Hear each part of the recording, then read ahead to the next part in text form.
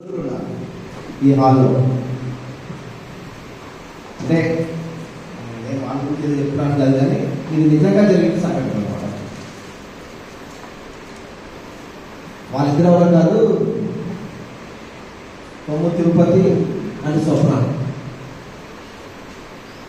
వాళ్ళిద్దరు కనుక లేకుంటే ఇలాంటి సంఘటనే, సేమ్ సంఘటన ఒరిస్సా బోర్డర్లో, వాళ్ళు ఒరిస్సాలో ఉన్న వాళ్ళు మనకి హైదరాబాద్ వచ్చారు.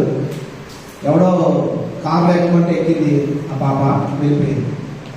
ఆ పాప మిస్ అయిపోయింది. ఆ అమ్మాయిలాగా 1-2 సున్నాలు చెప్పాలని గుర్తు లేదు, వెళ్ళిపోయింది, మిస్ అయిపోయింది.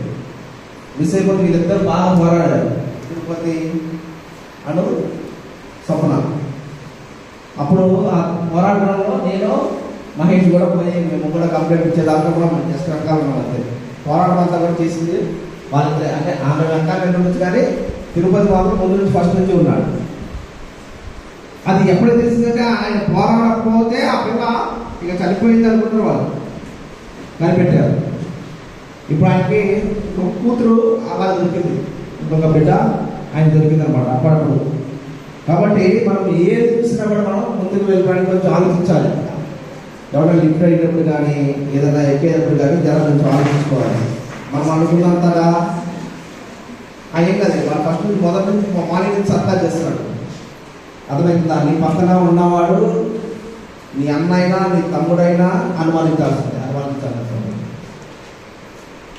అట్లాగే మా వాయిస్ కూడా చెప్తున్నాను, నీ ఇంట్లో అక్క చెల్లిని ఎలా చూస్తున్నావో బయట సమాజంలో ఆడపిల్లలు కూడా వాళ్ళ పోతే రాబోయే తరంలో ఆడపిల్లలు అనేవి కష్టమైపోతారు. అర్థమవుతుందా?